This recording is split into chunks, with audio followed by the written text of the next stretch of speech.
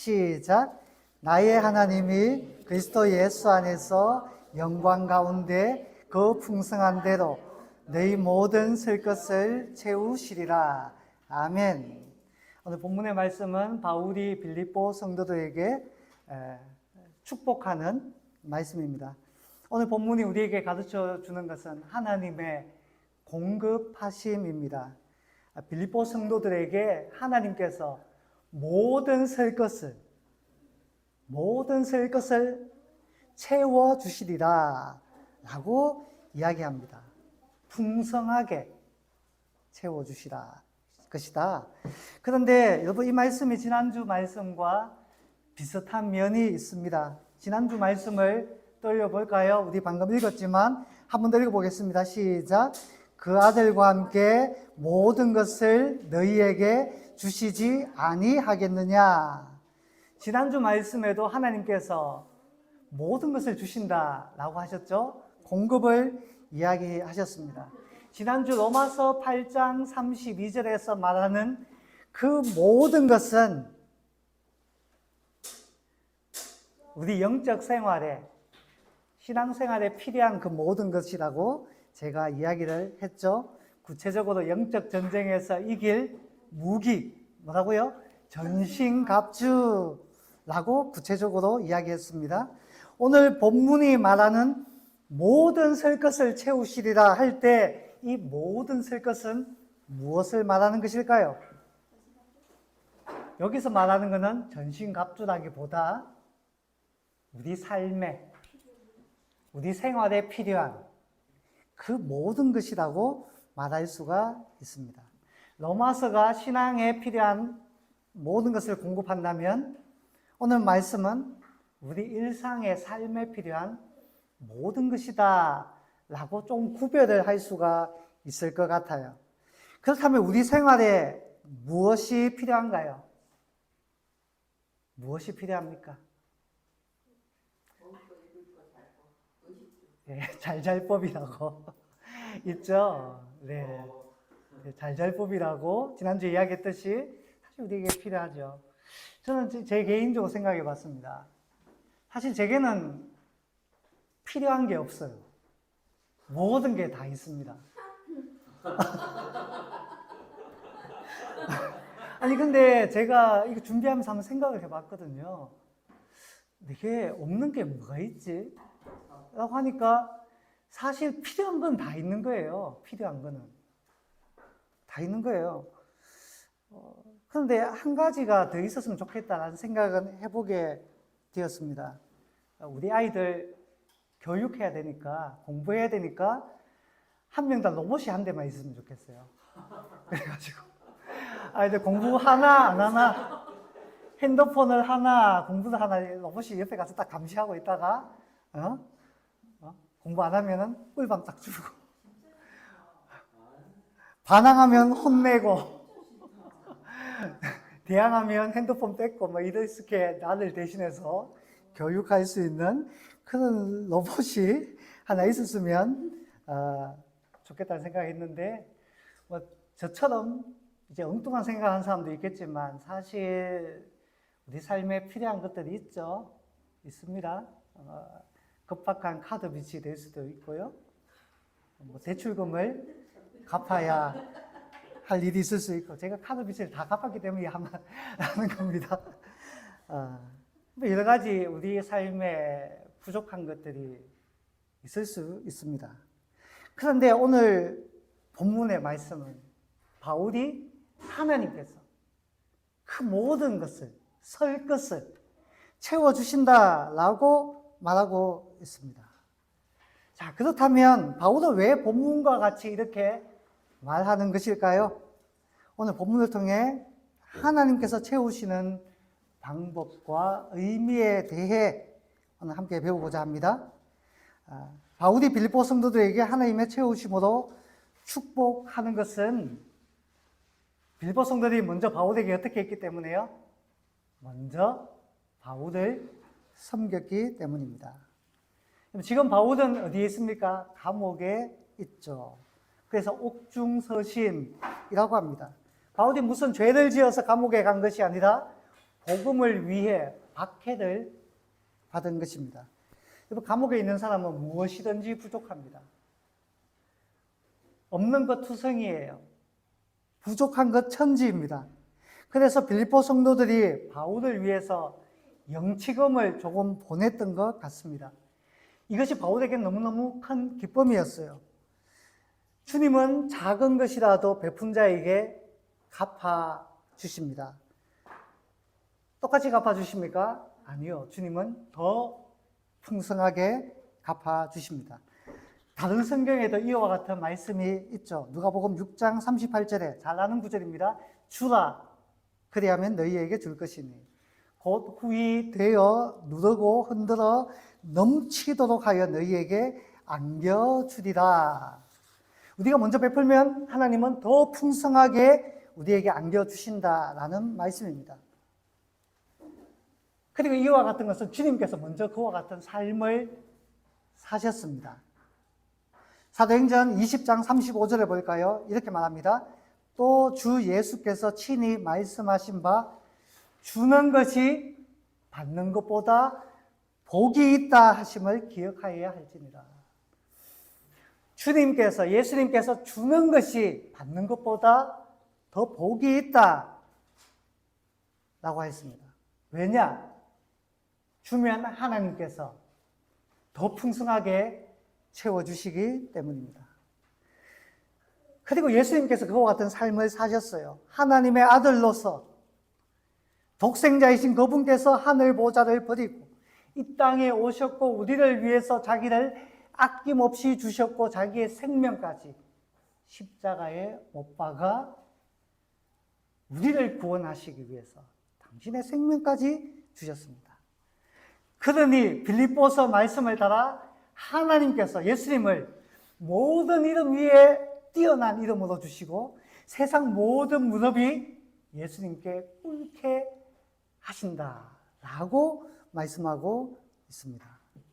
베푸는 자에게 주시는 하나님의 은혜가 있다라는 겁니다.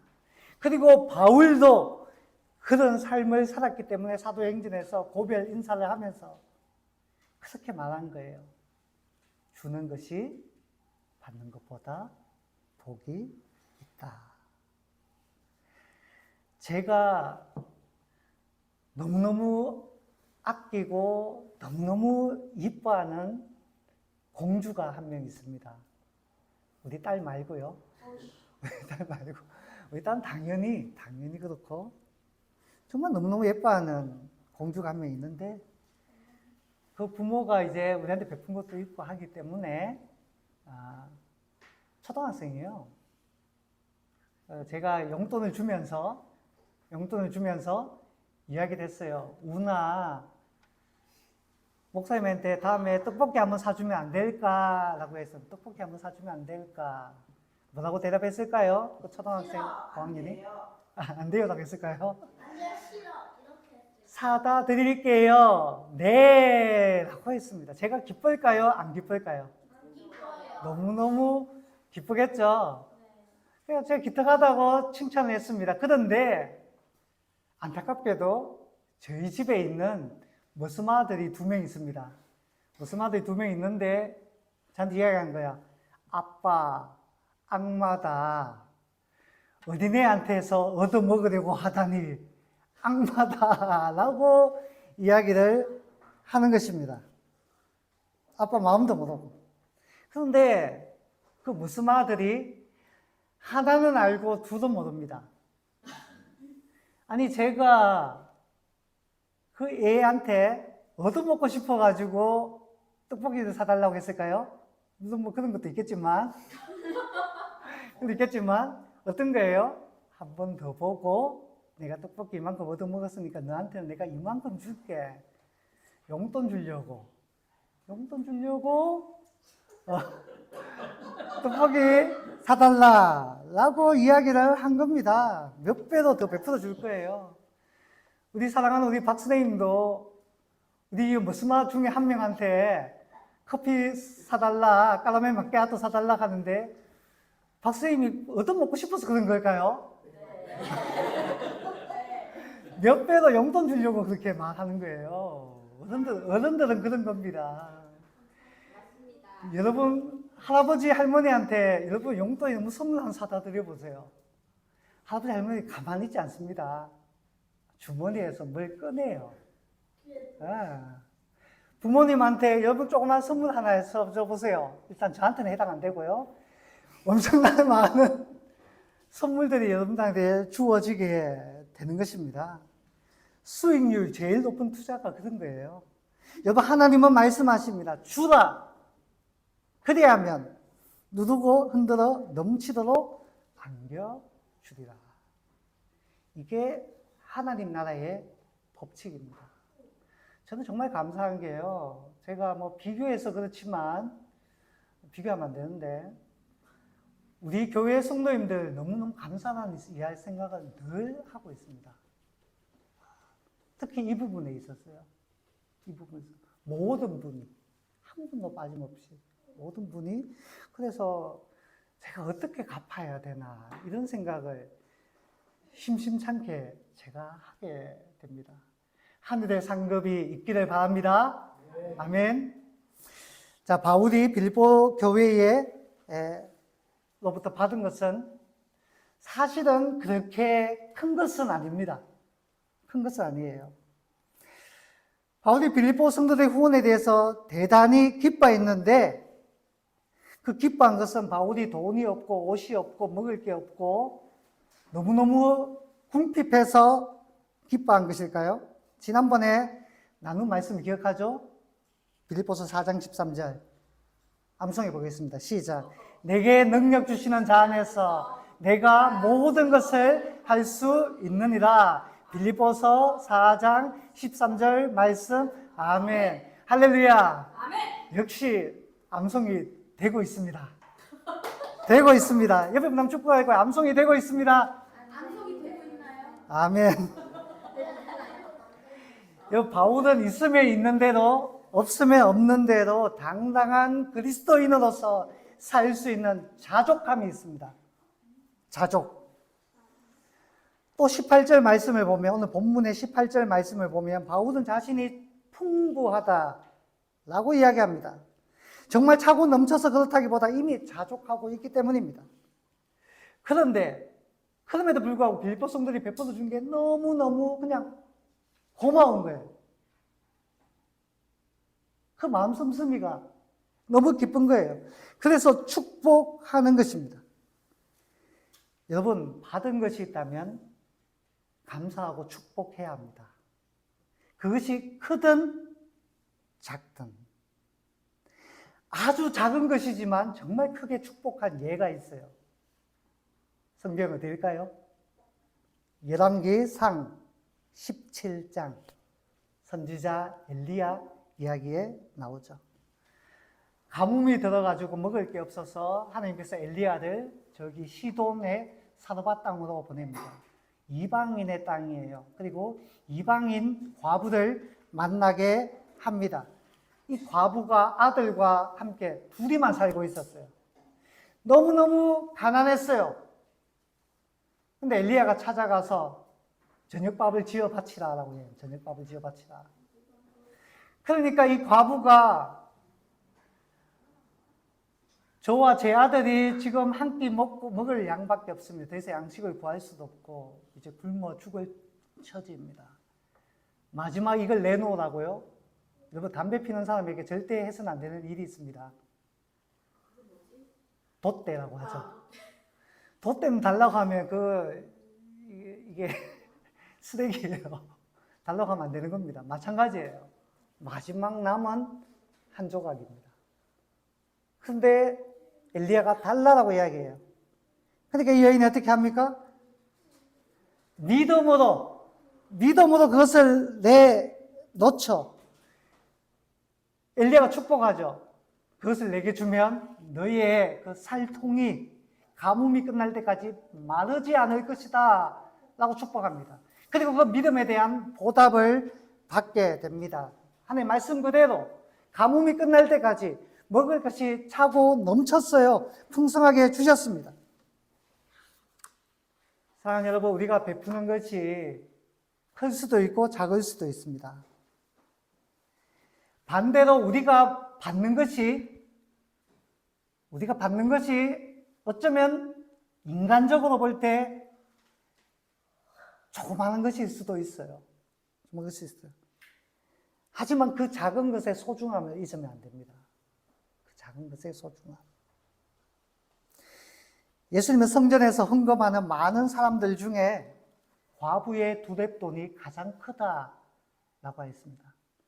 두렙돈은 얼마 정도인가 하면 제가 얼핏 계산해 보니까 오늘날에 커피 한 잔, 아메리카노 한 잔 먹기에도 부족할 만한 돈이에요. 정말 작은 돈이죠. 한 1,000원, 2,000원 정도 될까요?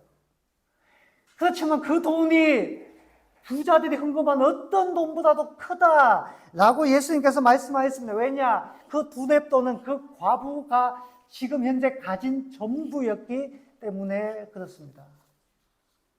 크고 작은 것은 그냥 세상의 기준에서 물질의 크고 작음이 아니에요. 여러분, 작은 것에도 감사할 줄 아는 것이 믿음입니다. 바울은 작은 것에 기뻐하고 축복했듯이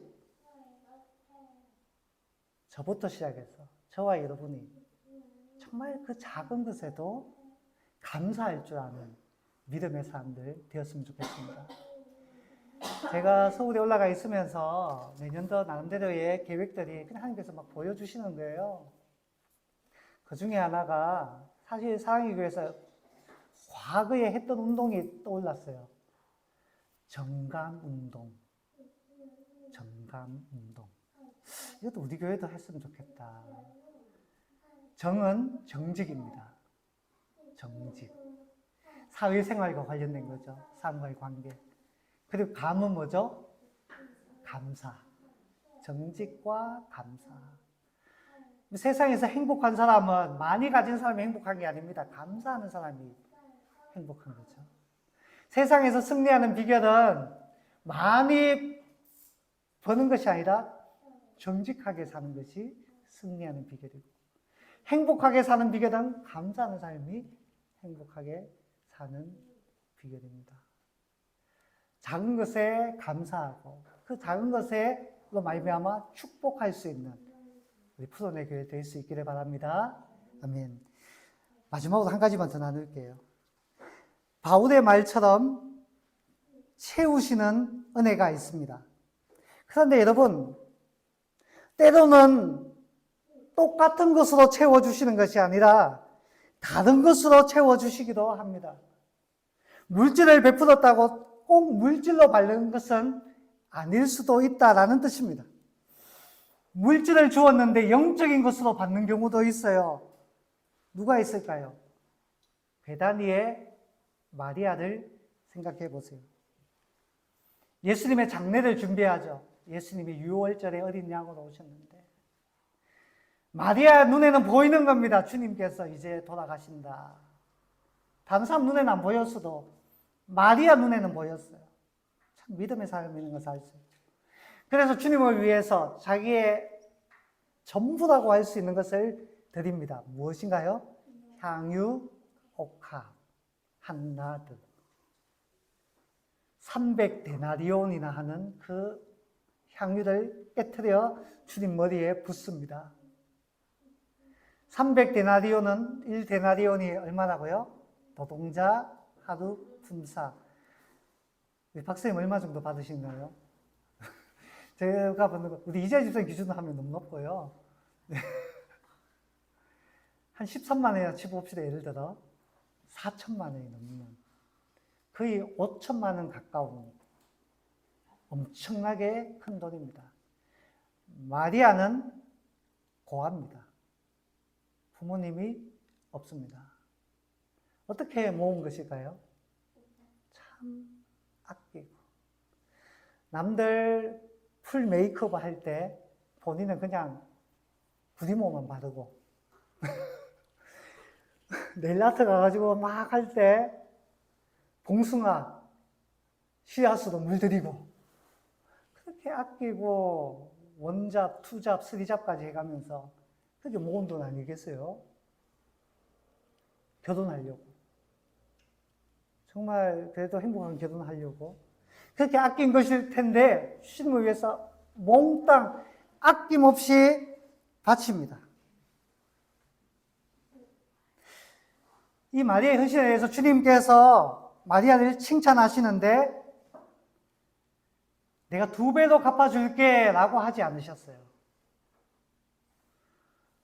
너 부잣집에 시집가게 해줄게 라고 말씀하지 않으셨습니다. 물질에 대해서 물질로 갚아줄게 라고 말씀하지 않으셨어요. 그랬으면 더 좋았겠지만 주님은 그렇게 하지 않으셨어요. 뭐라고 하셨습니까? 다만 마리아의 이 아름다운 헌신이 대대에 전해지도록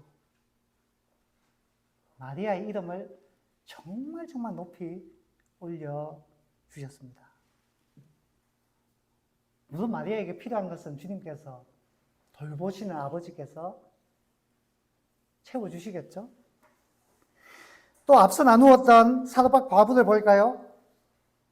그녀는 엘리야에게 자신의 떡을 벨품으로 말미암아 먹을 것이 부족하지 않은 은혜를 받았습니다. 그런데 여기에서만 머물렀다면 이 여인은 불쌍한 여인이 될 거예요.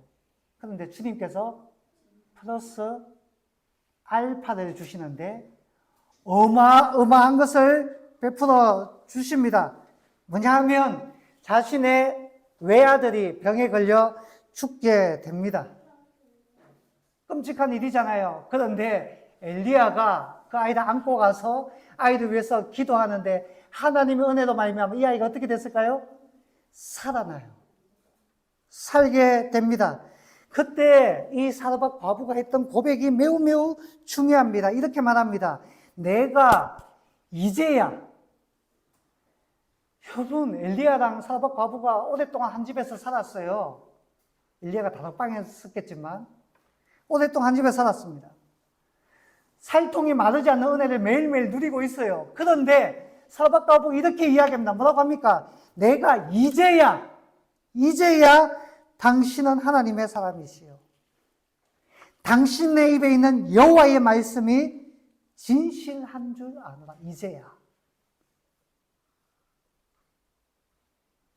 사르밧 과부는 물질적인 은혜를 받았지만 하나님에 대한 믿음이 부족했습니다. 고맙긴 하지만 특별히 하나님을 믿어야 한다거나 하나님의 사자 엘리야를 특별히 존중해야 한다는 그런 생각 없었어요. 왜냐? 사실 사르밧 과부에게는 믿음이 없었어요. 하나님께서 사르밧 과부한테 이렇게 이야기했거든요. 처음에 엘리야를 만나기 전에 내가 보내는 사람이 있을 텐데 그 사람 먹여라. 그걸 어떻게 알 수 있는가 하면 엘리야에게 사르밧 과부에게 보내기 전에 이렇게 이야기합니다. 내가 미리 이야기 다 해뒀다. 아니 주님 이야기를 다 해두셨다면서요. 근데 여인이 줄 거 없다라고 왜? 무슨 말씀이세요? 그 여인은 주님으로부터 그 말씀을 받았지만 안 믿었던 거예요. 안 믿었던 겁니다. 근데 지금 보세요. 이제야 당신이 하나님의 사람이요. 이제야. 하나님께서 그 여인에게 생활에 필요한 것을 베풀어 주셨지만 주님은 그것보다 더 큰 것을 주기를 원하십니다. 여러분 이것이 정말 너무너무 중요한 것입니다. 하나님을 아는 은혜, 하나님을 믿는 은혜, 하늘의 신령한 것을 체험해야 한다라는 것입니다. 여러분 하나님 우리에게 물질적인 것을 채워주세요. 하지만 그것으로 끝나면 안 됩니다. 요한복음에 보면 오병이어의 이적이 있습니다. 거기에 보면 기적이 아니고 이적이라고 했어요. 기적은 뭡니까? 초자연적인 어떤 현상. 영어로는 미라클이라고 하죠. 근데 기적이라는 용어 대신에 이적이라는 용어를 사용했어요. 이적은 뭐죠? 사인. 이적은 무언가를 가리킨다, 의미하는 바가 있다라는 것입니다. 오병이어는 물고기 5마리와 떡 5개와 물고기 2마리로 5,000명이 넘는 사람을 먹인 기적입니다. 그런데 그 기적에서 멈추면 안 되는 것입니다. 이적이 있어요. 뭔가요? 예수님을 주목해야 한다는 겁니다. 예수님이 무엇이다? 하늘에서 내려온 바로 그 생명의 만나다. 이스라엘 백성들이 광야에 있을 때에 하나님께서 하늘에서 만나와 메추라기로 먹여 살리셨듯이 지금 예수님은 이 배고픈 5천 명이 넘는 군중들을 그 만나와 같이 먹여 살리십니다. 예수님이 뭐라고요? 바로 과거 이스라엘 백성들이 경험했던 그 하나님이 바로 이 예수 그리스도시다 라는 것을 가리키고 있는 겁니다. 그 주님을 만나야 하는 것입니다.